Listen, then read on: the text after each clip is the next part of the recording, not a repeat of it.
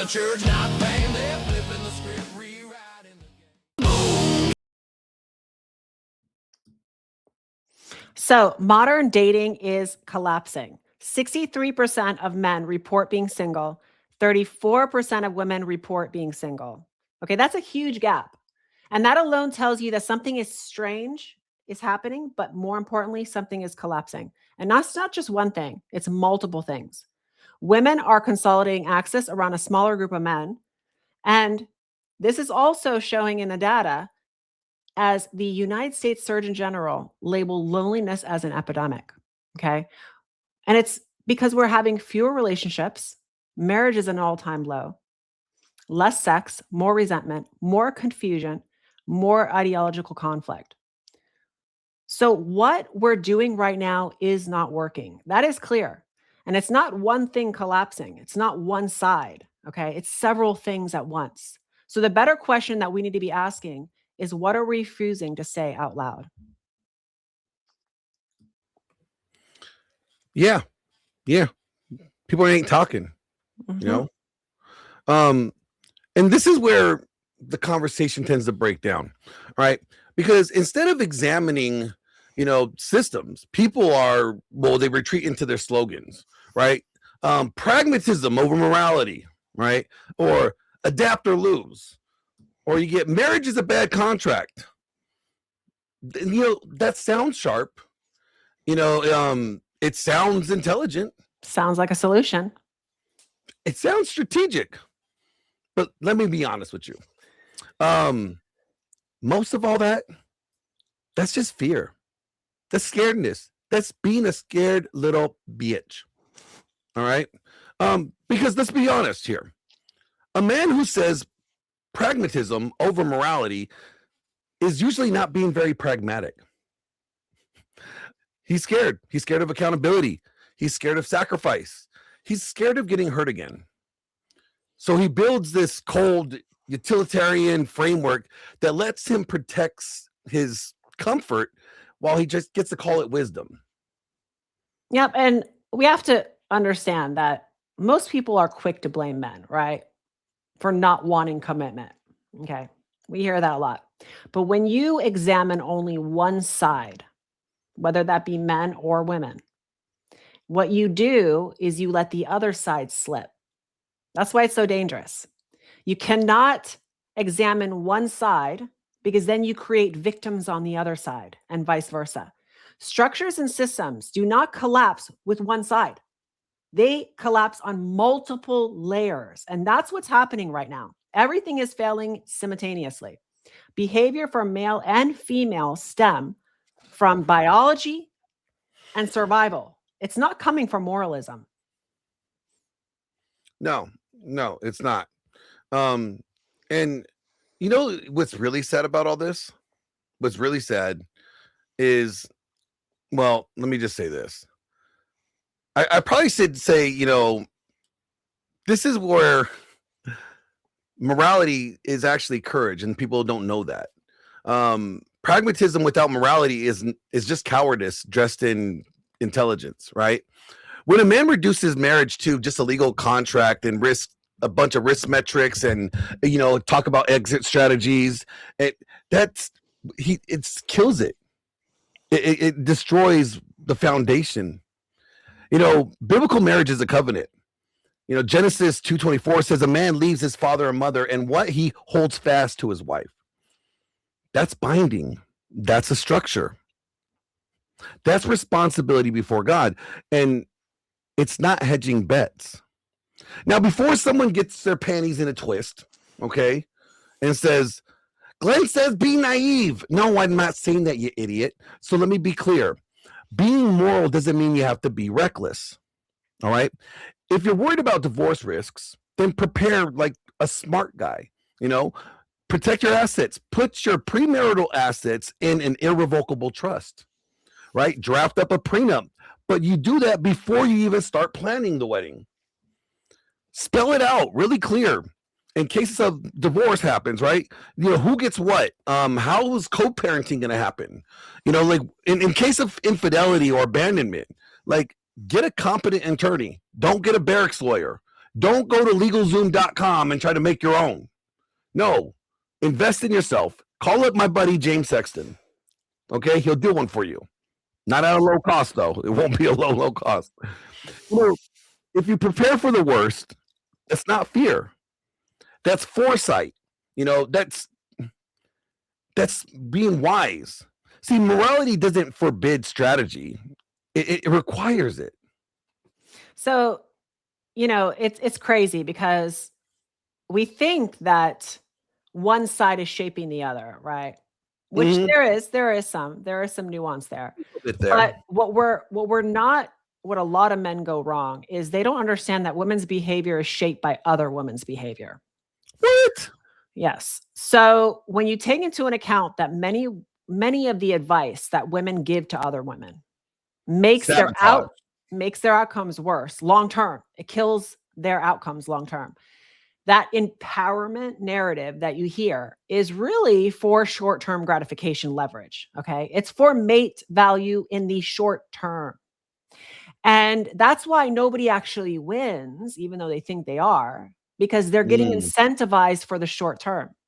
That's a lot of area. It punishes standards. It punishes what you call, or what you're saying, those morals, those standards, those morals that we have. It's being punished in today's world. Okay. And that competition hides behind moral language. And here's how. I'm going to give you an example. So female accountability is framed as protection. Okay. So anytime we bring up, well, women need to be accountable, right? Well, that could hurt her. Okay. You hear this, right? This is moral language. Okay. They're using it to hide accountability. And I see this on both sides, but I'm going to just focus on women.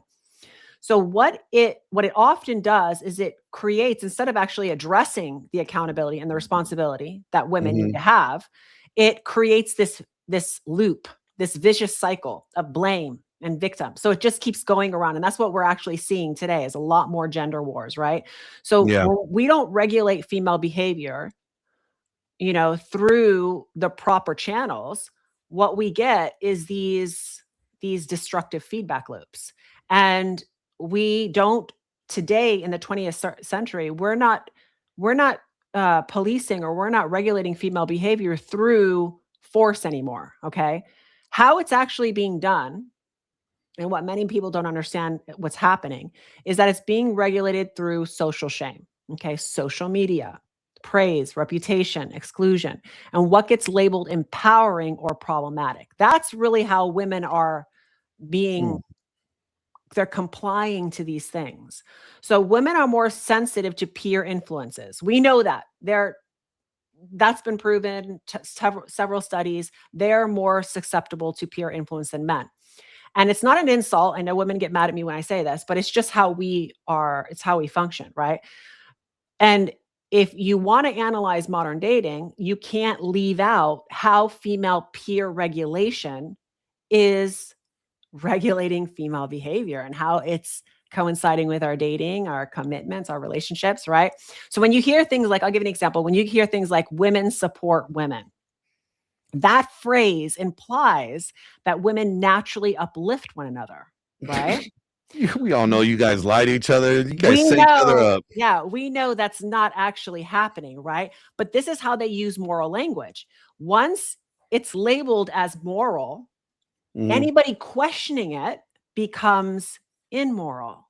So when I say women supporting women is a scam, when I say that, guess what happens? You're a hater. I'm the bad person. I'm internalizing misogyny now. Okay. This is, again, moral language. So when a woman says a good girl does this, but not that, she is being regulated through social peer pressure. And that is how we are seeing women today, right?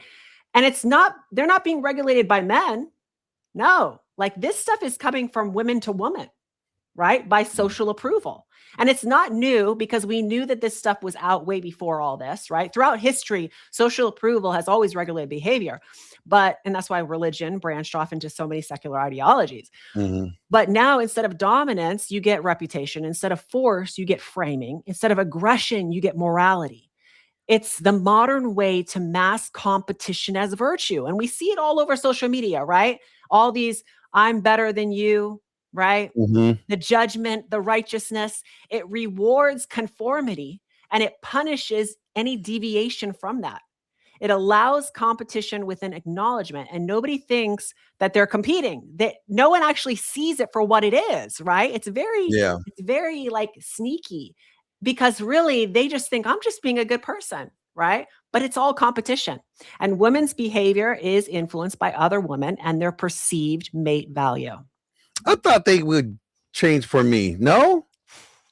That's where a lot of guys go wrong. They think that's what it is, and we're going to get into all the different ways today that this peer pressure is happening because Mhm. it's not just in righteous or moral language, right? It's also in the beauty industry and Mm. careers and college. Like there's so many ways that we are basically bullying conformity in our young women today. Yeah, that just sounds mean, It you does. know? It's pretty malicious. Yeah, it's pretty. Yeah, sure But you is. know what it is? It's like it's like when competition shows up, like it starts with beauty standards for women, Mhm. right? Um, you just look at all the artificial enhancements, the BBLs and shit, right? It's like you got like the Botox Yeah, fillers, right? You got hyper stylized aesthetics, yeah, and then across decades of data, men consistently reported preferring more natural looking, for women for long term commitment. It's like, look, you don't need to have a caterpillar off the top of your eyes. All right, like we like that shit natural. Like you think you got short eyelashes, girl? We find it great. What are you doing? We don't want to wake up next to have a fake eyelash attached to our face. yeah. But again, this is not about what men want. Like I this is know you should start worrying about what men want. Here's the thing, like women don't go and say because he doesn't want me to do my lips or my boobs, I'm going to listen to him. No, they're comparing themselves to other women. So if enough women, it doesn't even have to be like everybody, but if enough women do it, and especially women that we're idolizing in the media, right? And I can name some, Kim Kardashian, whoever, like what, when you Gia put these MaCool. No. when there's enough women that are benefiting off of this Mhm. change, this shift in what beauty norms are. Okay. And they're being in magazines and they're getting likes and photographs and, all these opportunities and they're dating celebrities and, high value men as they perceive, because it's all about perception, right? When you look at this, what it creates is what you would call an aesthetic inflation, right? It's a beauty Mm. inflation. It's a slow slide of what is natural and enhance. We're blurring those lines. But So, big titties are great though. Like I mean, I'm not well, gonna. No no, guy is gonna okay. complain about those. Yeah, because here's the thing. Over time, those scales that tip and start changing, we literally mute what natural beauty is by comparison to what is fake. Okay. Let me just say this, guys. Since the dawn of time, like big titties. Okay, like Yes, it's just correct. what it is. That's Correct. never changed.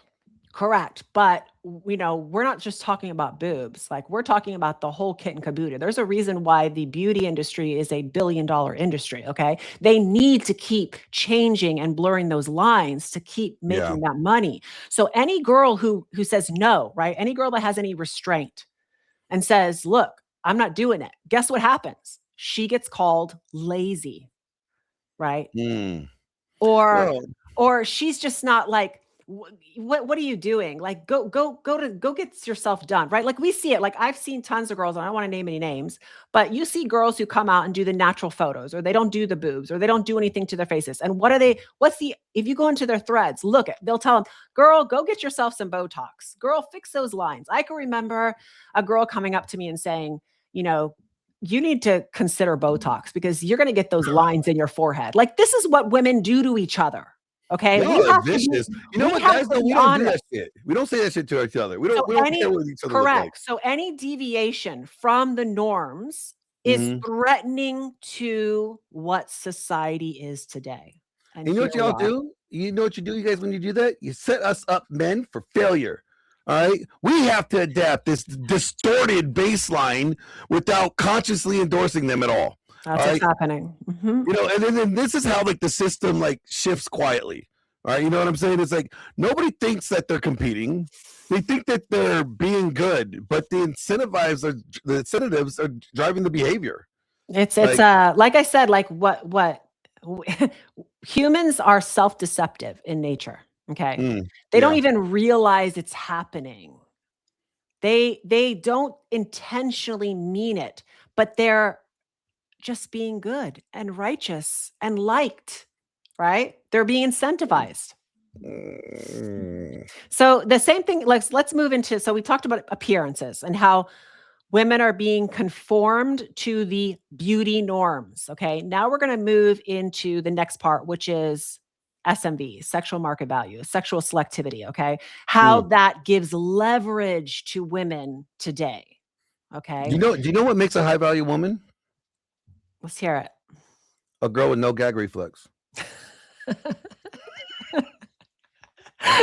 Okay. So we'll add that one onto the list. Okay. You heard it from here, folks. You heard it here. So men differentiate between women they desire, right, sexually, Mhm. and women that they would consider for a long-term relationship. Okay. We all know that. We know men put women in buckets. Okay. They're very good at No. So compartmentalizing. we only have two groups. We have two groups, okay? Right? We have only two groups, and I'll tell you what these groups are real quick. Let me get my zoom in here. Thank you. The two groups are this right here. You got the wifey, and then you got the plaything. You got the plaything, and then you got the wifey. There's no other in between, right? You got one girl that's like the plaything, like, you know what? She's fun to play with, but you ain't committing to her crazy ass. You already know she's crazy as hell, right? The wifey is nowhere near as crazy, but she's probably not as fun as the plaything. So, Okay. So, but here's how women to women influence sexual availability and leverage amongst these categories. Okay. So let's say a woman has sexual leverage. Okay. mhm. If she doesn't comply with the average, with the norm, with the sisterhood, okay, now Mhm. she is labeled a prude, insecure, or she's internalizing misogyny because she's not doing what we're doing. And I can tell you some examples of, like, I was in, a few groups of girls, and I would say stuff like, don't curse so much, or I don't like tattoos, or, no, I'm not going to go out on girls' night. I'm not going to take a trip away from my husband or whatever, and automatically it was like, they would not say it to your face because women are not confrontational, right? Women are, they're Yeah, you guys like talk back-ended, shit about it behind your backs. Like but they would I love when you slowly. guys talk shit about each other. Like this is my best friend Stacy. That So bitch how Stacy. Let me so tell you let about her. so what they do is they just slowly stop inviting you to places, and it's like an Mm. excommunication from, like, their little groups, right? And let me tell you how that shows up in mate value, because now it makes the guys or men who are interested in that woman, for instance, start to question whether she is of value, because now not she doesn't have any friends. She's, basically isolated. Okay. So all these things show up and now create leverage in the marketplace for mate value. So But this does is she have a another gag way. reflex still? I mean, that's gonna be the most important thing guys gonna worry about. Like he don't care if you have friends, you And know. here's another thing too. Like, I see some tweets online, right? And they'll say men hate sexually confident women. But Who here's says the that? thing. They'll say that on the line, right? But here's the thing, because they're comparing it to, OnlyFans girls or girls that are constantly posting their bodies. They're trying to, men think that that's how they can influence women, by shaming them, but that's not how women work. So are you telling me guys want girls that don't know what the fuck they're doing with the dick? No, it's that men like sexual confidence when it's paired with restraint. Okay. When it has restraint. Okay. That makes sense. So if she has restraint and she's only sexually confident with that man, it's of value. But what's happening today is that we are telling women you're a prude, or If it's you have a not that, category for that. or like Mhm. if you say to her, don't post, don't post those photos, right? She'll say, it's not that deep. You'll hear women say, it's not that deep. These are all moral languages to downplay sexual availability and leverage in mate value and in our society today. So And you women know have what that a does? warped perception of what is valuable. Mhm. So you know what that does? That encourages like this like widespread like sexual availability, right? But Mhm. it lowers like the bargaining power across the board for women. You know, because Everybody. like the saying is like, pussy has been inflated in price. Like the value is not that high anymore, right? Like, it has an inflated market value because you're not getting somebody that is chaste or anything like that. Like she got experience. Now me, I really don't care, right? But like most guys, that's what they complain about. So, and it's not a conspiracy theory or anything, right? It's just incentives. And when women lose the restraint, when that Mhm. restraint collapses, that's when confusion rise, right? Men perceive that as like, oh, you're one of those. Well, I'm not going to value you as much. You know what I mean? Like, and that's when expectation for men though rise, because women are like, well, you know Mhm. what? As their value drops, they're still demanding more from them. So it's almost like I want you to do more for this less value now, right? And expectation for women flatlines. Yeah, And you know what happens to commitment? Doesn't exist. exactly. So this now moves into the next part is reputation. So if you can affect the Mhm. reputation of a woman, okay, you can now change how she is perceived by society. Oh, you a This hoe like now that, like that? this now removes trust, loyalty, right? It removes all the qualities and characters that really help you in a long-term relationship. So now it becomes even harder for a man to measure whether she's even valuable. Okay. And this is all done on purpose. It's all done as an indirect attack to make other women perceive them as higher. Okay. So they Mm, and you'll see this like even like let's say a girl has a group of friends, okay? When she's away from that girl, those girls, okay? Let's say there's mhm, other guys around. The girl might not come to the guy and say something like I don't like her or whatever cuz then the guy's going to be like, "Oh, she's just jealous," right? But if mhm. she says something like something about her is just not right. Okay. Oh, she's so insecure. I'm not saying, I love her and everything. She's a great girl, but something's just not right there. Right. Women do this all the time. And these little digs are how they ruin a woman's reputation for long term mate value. Yeah, and see, like, that's when, like, the shift, like, the doubt starts to be there, right? Mhm. Um, and men start doubting that girl's, value in a relationship. Like, damn, your own homegirls don't even like you. What the fuck did you do? Right? And see, that's where, like, attraction might still be there. Like, the guy might be like, yo, I'm still interested, but the commitment is gone, you know? Mhm. And this is when they start stringing the girl along, right? And see, this is the They part put where her people they put her in ignore. that bucket. Mhm. Yeah, she went from a wifey, but now she a plaything. They take her out of that bucket and now she's just for fun. Yeah. Yeah, she's like, she is recreational use only. Mhm. And this is the part where like I'm just gotta say this. Because guys are thinking that they're being smart. You know, um, if your pragmatism requires you to abandon your morality, you're not being pragmatic. You're just being a bitch. All right. You're not operating from logic. You're just operating from fear, right? Fear of rejection. Like I said earlier, and that's not masculine. Did you know that? That's not really masculine to operate as you're scared. Yeah, it sounds a little feminine to me. It is because you know what it is? It's reactive. Mhm. It's acting fragile. It's trying to hide their weakness, um, and try to sound, I don't know, sophisticated or intelligent, right?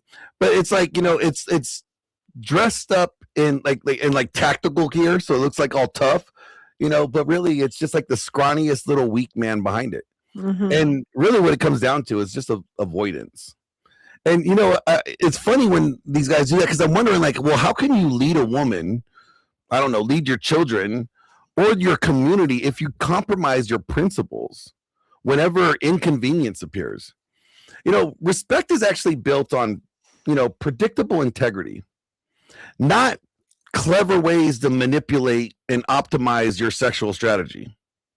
Well, yeah, if you're always focused on short term, it's Yeah. like same thing with women, you can't keep demanding validation without accountability. It's the same thing. Hmm. You want to optimize your leverage, right? Your mate value. But if you're not going to be accountable to your choices, then you can't be shocked when your end results are less than stellar. So like that endless validation without feedback basically is what's destabilizing the systems, okay? So female Mm, competition, it actually looks very malicious, but they don't even know that they're doing it. They're just competing against each other, and no one's winning in the end because they're all yeah. just ranking the worst standards without no accountability. So everyone basically, that's it's guarantees everyone to lose in the end. Yeah. Yeah. And this is where, like, systems cannot be corrected if they're not being questioned. Mhm. You know, um, in we live in modernity, right? And modernity is being messy doesn't give men permission to become, I don't know, morally lazy. If anything, it calls men to become more disciplined, Mhm. more like anchored in who they are, being more sovereign. A man without morals isn't like free. Just because you want to live a amoral life doesn't mean you're free. If anything, it means that you're free to be conquered. You're going to be conquered by your own impulses, your own, you know, temptations, by culture, by fear, right? And that Yeah. just sounds like a bitch. Well, because, we have individuals today have this belief that freedom means nothing to lose. Like I don't have anything to lose, so I'm free because I can do whatever I want, right? That's how they see it. But in actuality, true freedom is choosing being able to have choice over what you're responsible for. And if we refuse to examine what we're responsible for, okay, meaning our actions, our choices, and we allow peers, society, other people, strangers' opinions, reputational competition, beauty standards I don't know to what you're talking about. regulate, regulate our choices or control our choices, make us compliant to that, then we can't be surprised when we become resentful, lonely, and Mm. confused. Yeah. No, and see, the world doesn't need more like clever men optimizing from different angles. We got enough of them. All right. But what it needs men that who are not going to sell their integrity, Yeah. who's not going to just remove their principles, um, who's not going to be so easily to seduce to dismiss their conscience. Mhm. Um, because what does that mean? When you're able to maintain your integrity, you're able to maintain your morals and your belief system. Mhm. It means that you're showing the sense of strength. Yeah, That's because you're standing on your beliefs and you're having to step up everything you do every day to stand true to those, right? So like I think what's you know what that happening. means. You know what that means? That means you're maintaining frame. Holy shit! Right? And you know Yeah, that ultimately because what it if is? It it's if means you're a man. It means you're a man with a dominant masculine presence, and you have courage. Yeah, I You mean, know? if you move based off of short-term gratification, what's Mhm. benefiting me now?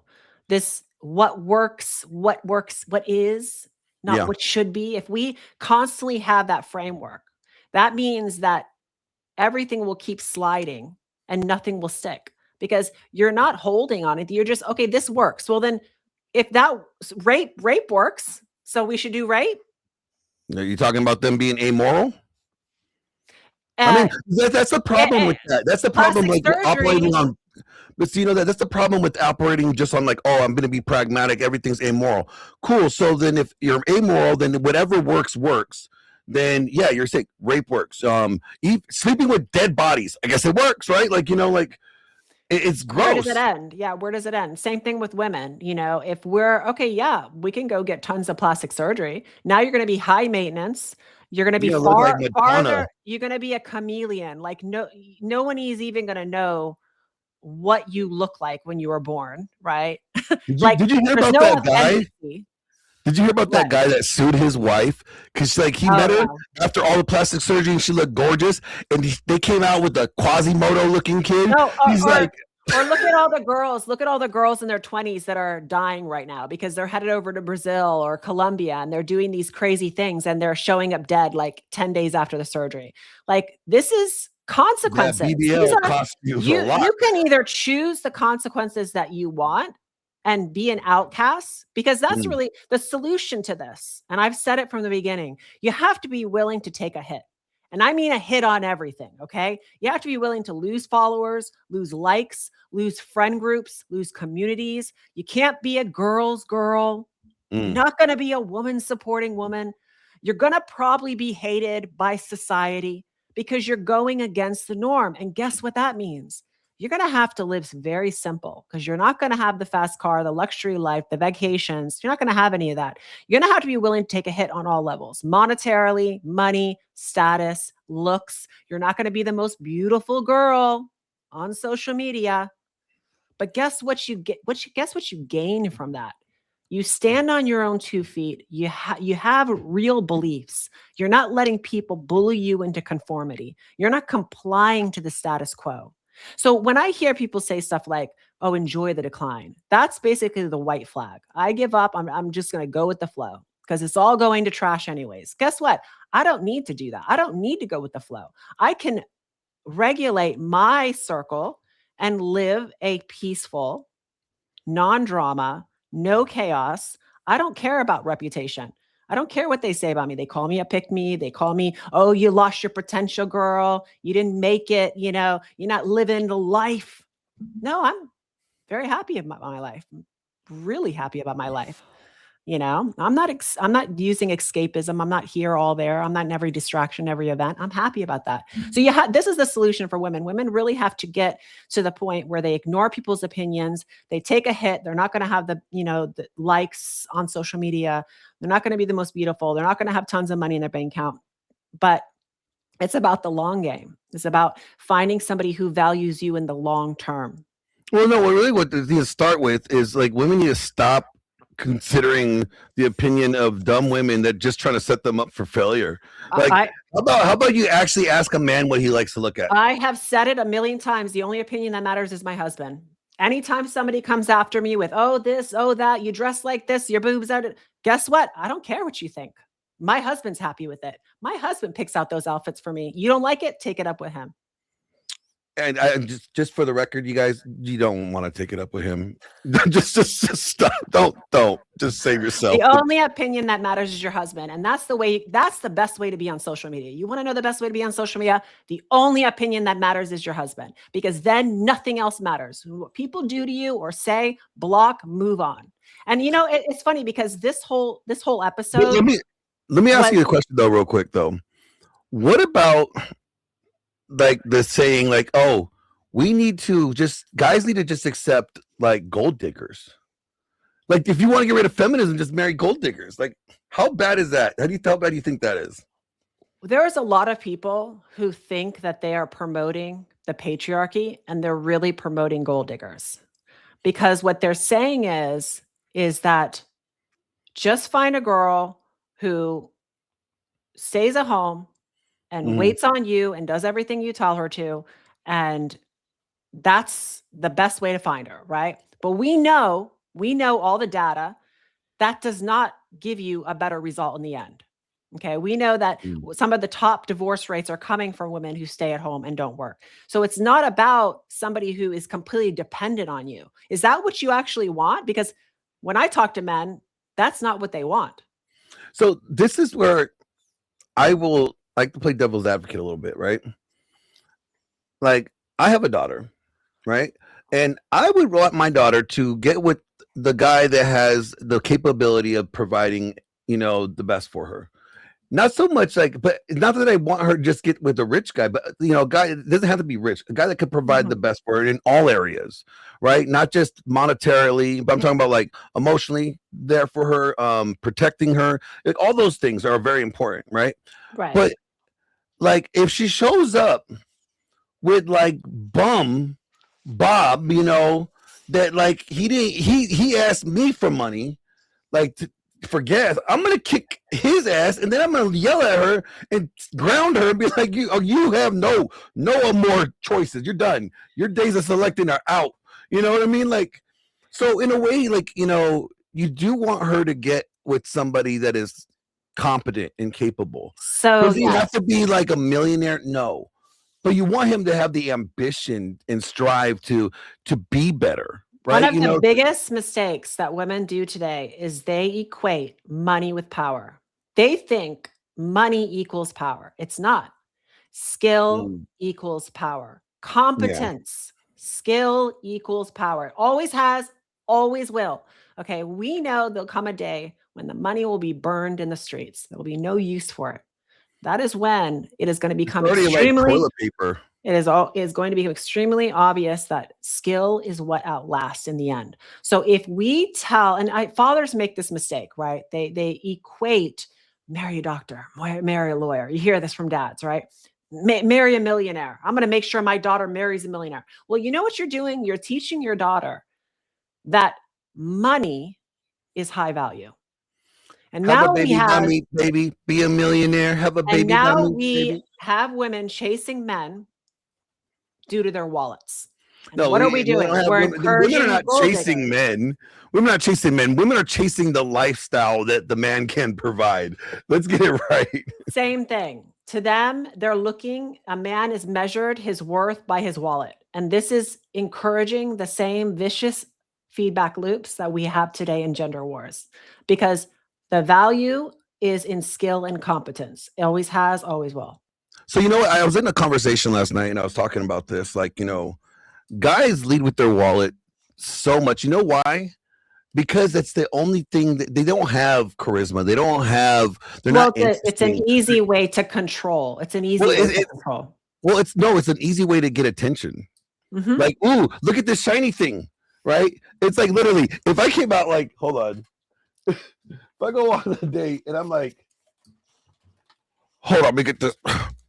Yeah, let me see what you know. Yeah. Oh yeah, here. Just just take it all. Just here you go. Like what am I doing right here? I'm not like it's literally you're just signaling to her that like, oh, you have a lot of stuff. You're not. She's not even paying attention to who you are at that point. She's like, greenbacks. I want the Mhm. bag. You're telling her like you're an easy mark when you do Mhm. that.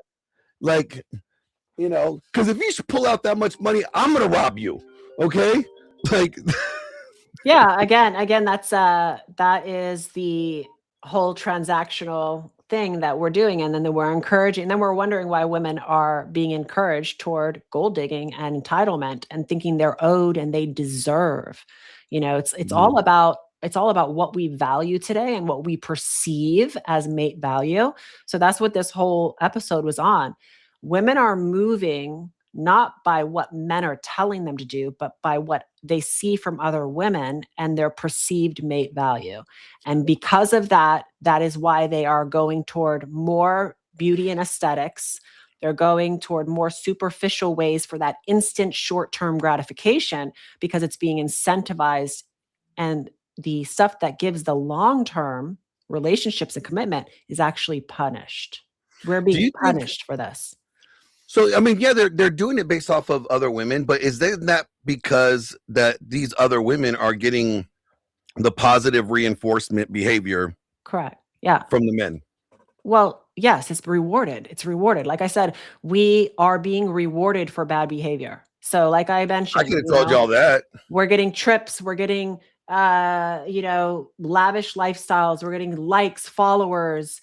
We photograph well, we people want to give us clothes and beauty and this and that. It's all short-term gratification, but it's all hollow. It's the reason why while it may seem like everybody is doing well on social media, we're actually having less sex, less relationships, less marriages, less children. We're in a loneliness epidemic. Like when you look at the deep stuff, that's where it reveals the truth. So you know what I did last night? I said, I'm gonna have a new standard. Here's my new standard. I want to be proposed to with a ring pop. All right. If they can't get on the knee and propose to me with a ring pop, how can they expect me to do it? That's the new standard. Okay. Get it right, ladies. Ring pop. Watermelon flavor. I'm sure if she's marrying the man, she'll love to do that. She would definitely do it. Yeah. Like, what's funny is because in all this, like this, in these conversations that we hear, because anytime that we hear like a guy like standing on his virtues or morality, like lately, they're labeling it as like, it's like a female trait. Like morality is emotionalism. Well, anything good versus bad. Yeah. And even with women too, like women, morality. when women choose to be more chaste or like, protect themselves and not, go out there and build a reputation of promiscuity, then she's a prude or, she's just trying to be a pick-me. And that right there is just, more emotional. Well, it's a way to move the goalpost. It's just a way to move the goalpost. If we can do away with basically anything that has to do with values or morals, now what do we have? What do we have? Anything goes.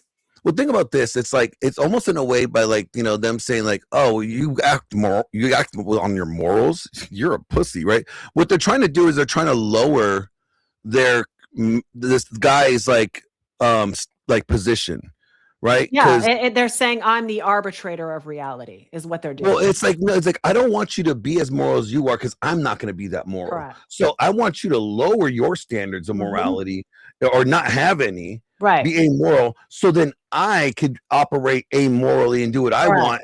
And they are not going to see you any better than me. If you question their prescriptions, now you're labeled emotional or coming from emotionalism. It's just a way to have no accountability. But you know what? I thought like, if you're challenging an idea, it's supposed to be done in the crucible of debate. Right? Like, so if this is an idea, like, like what you can't have your opinion challenged. You're saying I can't argue with you. Like I can't say, like, here's another option, a better option for people. Is that what they're saying now? Yeah. I mean, you're hearing the whole like debate doesn't exist or debate is dead, but that's just a convenient way to basically say, I don't want to debate. I don't want to even counter. I have no way to fight it. So I'm just going to say it doesn't happen. It doesn't exist. That's what's happening. So it sounds like you're saying it's cope. It's manipulation. It's like manipulation straight out. Like we know discussions happen and we know that morality serves several purposes, right? It's funny. Like one of the best debaters of like our time today, my buddy, Andrew, he debates all on morality. Like he stands on morality and it's like, who's going to look at Andrew like, oh, you're feminine, you're a female. No. Like, I mean, come on. Like it doesn't even make sense, but it's just like a way to like, it's like the person that like did wrong and they want you to do wrong too. So you don't feel as guilty for doing wrong. Yeah. That's what it sounds like.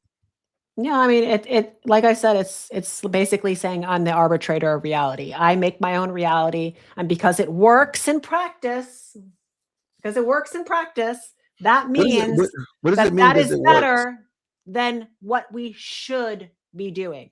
But here's the thing. What works? What defines working though? There you go. And here's another thing. Yeah, a lot of things work in the short term. I could use duct tape to fix a broken chair in the short term. Does that mean that chair is not going to break over time? Well, it depends on how much duct tape you use. Let me tell you something. If we operate on what works now, how does that affect our future? I mean, this is what I was talking about earlier today. I was like, we have a responsibility to leave an inheritance for our children's children. And people will think of that, and that's a scripture from the Bible. And people will take that and be like, oh, they think monetarily. They think money. We need to acquire enough money for our children's children. No, because that's not the only thing that's you pass them down, right? That's not the only inheritance that you're going to be leaving them. You're going to be leaving them this culture and this society and this world that we live in. And if we're, the best way to leave an inheritance in that manner for our children's children is to actually focus on the problems that we're dealing with today. And we may not ever end up seeing a time where we're not going to have them as much, but we could actually put the groundwork in now, and hopefully that our children's children can avoid this clusterfuck of the shit show we call relationships today. By the sacrifices that we made and by the work that we put in, so that they don't have to endure it. Like, that's also leaving an inheritance. You're supposed to be a good steward of this earth, and we're going to be stewarding it, and we're going to end up giving this over to them at some point. So give it to them better than we found it. That's how you leave that inheritance. Yeah, I mean, like, if you look at every system, every structure that has ever been around, I don't care if it's legal, cultural, okay, we know moral reasoning has always served to shut down harmful ideas. Okay. Yeah. So if you say that anything that has to do with morality is emotionalism or not factual or has nothing to do with in facts, okay, that basically shifts authority away from shared standards and toward the individual. Think about this. How would they feel if, somebody went up and just shot one of their loved ones in the head? No morality. Why are you crying? Why you cry? Why you cry? Don't cry. You're acting very, very feminine. You act very emotional right now. Nobody would say that. I'm going to give a different analogy. Like, I look at money because people, will argue this fact of like, you got to have money today. You say that because you don't have money. People always make these, you hear these rationalizations online, right? You got to have money. It's power. It's how people move. Okay, guess what? Money is like a gun.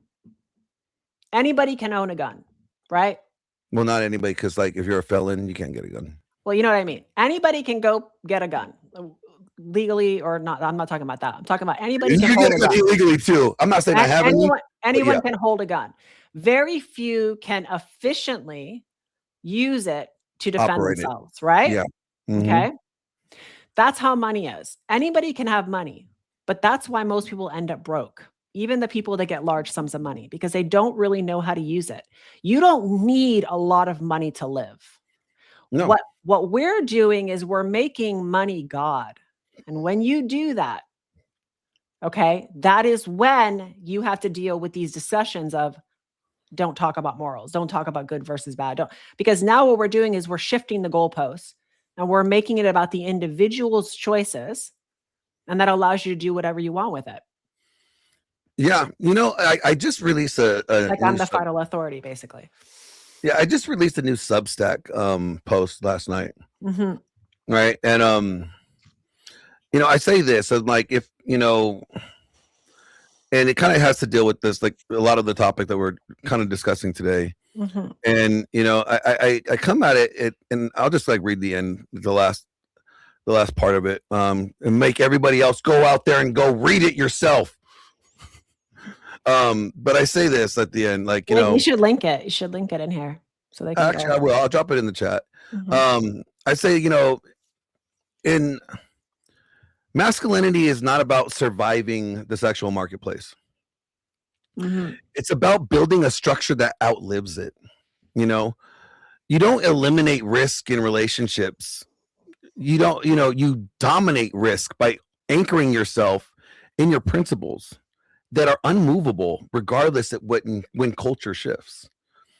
The world doesn't need more clever men that knows how to get over on people. We don't need any more Absaloms. We don't need any more snake oil salesmen with a new course. No, what it needs is men who cannot be bought. We need men to have their integrity and their principles again. We need men to have a conscience again. Like that's what's missing. It doesn't pay up front. It doesn't, it's like, kind of think of it like this, like a clickbait a clickbait post that divides the sexes online, gets tons of likes and followers and retweets, okay? It gives the short term, even if you bait other content creators into arguing with you, that's a great way to gain followers in the beginning, but it kills your reputation long term. Same exact thing that's happening here. You can't claim to be a masculine man or a feminine woman when you are doing things in the short term benefit, because long term it's going to hurt your credibility, your reputation, and if you are building it now, you're going to see it in the long game. If you're going for short term gains now, you're not going to get that in the long game. Well, see, and this is what a lot of guys are focusing on. They're not focused on the long game. No, They're because it focused doesn't on these reward. short, these short, like intimate flings, and it's like they use that to build up because they're not able to internally validate themselves. They need this external validation. So each notch count proves to them they're like, oh yeah, I'm a real man. You know what I mean? Like, and what it does is it on the flip side of it, the more they do it, the more they start to put women in that bucket. And the more you put women in that bucket, the more you're going to see all women in that bucket. So it's just kind of like this repetitive loop that changes your mind. It rewires your mindset over time. Yeah, and it's sad. It really is sad because, the more I talk to women and I talk to the guys, and they're telling me like just like how they don't see any potential hope. Like they're like, I mean, and what's really sad is when I hear women start saying like, they both do it. I know a girl, we both know them, that used to look forward to having kids. And they're still young enough to have kids. And now they're like, yeah, I don't think kids are in my future. And it's like, wait, what? Yeah. Wait, like as long as I've known you talked about, being a mom. Now like kids are no longer in your future. Like why? Because we're not realizing that our speech, the things that are coming out of our mouth, are affecting our thoughts and how we move and make decisions going forward. And if we're online hearing marriage is bad, relationships are bad, women are bad, men are bad, if we're constantly getting this loop, and then we're looking for short-term gratification, which only reinforces that loop again and again and again, then you can't be surprised when now we're in a position where we've given up. We've done the white flag. Yeah. And it's like, it's almost like, it seems like, the two loud groups in this whole space are working towards the same goal. It's like to make sure that nobody's creating families. Like, that debate with Andrew Wilson the other day. Well, they're profiting from the division and they don't want it to go away, because if you remove the gender wars, then you can't sell your podcast. You can't sell your books. You can't, because when two people are working together, you don't need pretty much anything. I mean, me and my husband, we live very, very simple. We're very capable people. I don't need to be even asking. I create everything on my own. I don't need to hire out or go to some book or advice. I know what I'm doing. And that's what unity and teamwork does. But when you divide people and they're working as individuals, now they need to outsource for everything. And here we are. And what is really sad is like, we had Candace on one time. Something she said, she's like, there's people that are saying things because they were hurt and they're causing other people to not experience the opportunity of being married or having a wife or having kids.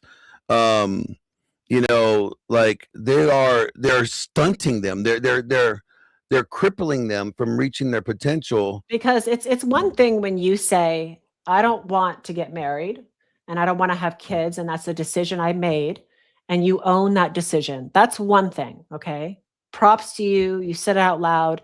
You stood on that belief. Good for you. Okay. It's another thing when you go and you try to hurt somebody else and take away or change their choice, which is what this peer conformity is doing. Okay. It's a very manipulative Take them off way their course. Yeah. to go misery loves company. I'm not happy, so now you need to join my group because that makes me feel like I'm not alone in this. That's what they're doing.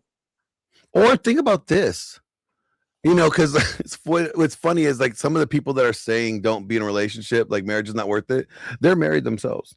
So it's like, you know, like, hey, I'm gonna try to get all these women. I'm gonna catch them all. Like, you know, like you don't get married. Marriage is bad, and like just try to like, you know, get all the women. But you got to comment here. I did a tweet, and I said in the tweet, I said there are a lot of people who say, well, I've been married 20, 30, whatever years, but that doesn't equal happiness or thriving marriages. That the time you've been married doesn't matter. What really matters is when you see those people together, that husband and that wife together, that they're constantly touching each other, that they're kissing each other, that they're, I love you, babe. What do you need? They're constantly calling. They'd rather be home with that person than out somewhere else. Okay. They're not trying to distract themselves with escapism or trips or events. Okay. And then they're speaking highly of the union. That's a big thing. When the partner's not around, If you speak negatively of something that you actually say that you practice, are you really thriving? Yeah, that's crazy. You can you got a comment here. You got a comment here from Twitter, right? I'm looking at it right now. It's from Zara Briggs, author Zara Briggs. She says, I'm so glad you're talking about this subject. Kudos to you both. Well, thank you. Thank you. Thank you for listening. Yes. You know, before we wrap it up, like, okay, let's get to the actionable advice. You know, I say, you know, guys, like, don't take anything that you hear as fact. Okay. Do the research yourself. Are all women bad? How do you know? You're not out there meeting all women. So how about you actually go out there and meet women? Don't just assume that the message that you're getting is true. Yeah, if you're generalizing an entire gender based off of what you're seeing or your experiences, you need to log off. That's just it. Here's another thing. Like, there's a type of personality, right, that likes to be like on these shows that you see all these dating shows on, right? You know, and it may be a common trait. It may not be the common trait, but it should point to something that, like, why is it like when you see this a caricature of woman on these shows that they're all like a certain way, or they all say like, then guess what? That gives you hope. You know why? Because there's a lot of women that don't go on those shows. Well, there's like a lot of women that will avoid those shows and avoid social media like the plague. Like I said, that the ones like you'll hear, I've talked to, there hasn't been a gentleman that I haven't talked to that said, well, this girl felt like a unicorn, right? You'll hear that. Oh, she was a unicorn, or she was an exclusion, or these women don't exist. And I'm like, no, a lot of these women exist. They're not being promoted on social media. So like this entire episode was showing you how the women who stand up and go against the status quo are purposely being villainized. They are being blacklisted. Their social medias are being suppressed. Okay. Channels getting reported. They're not getting liked. They're not getting right. They are being excommunicated from the social norms. So they're out there, guys. They are out there. They're just not what social media is showcasing and highlighting. And you don't think you could go find them in church. That's not necessarily the place I would look. Don't ask me how I know, but I know. That's a whole nother show. I don't know how long y'all got, but you know, do the work. You know, this. You know what I said before? I said this before when I'm dealing with people that do me dirty, that burn me, right? And then this irritates the shit out of me, right? For myself, is that I will not let somebody make me change who I am. The day that I let somebody rob me of who I am, and like either the things that I will go out and do for my friends, is the day that they won. I might as well be dead at that point because they robbed the essence of me that I actually valued, right? So don't let people change who you are.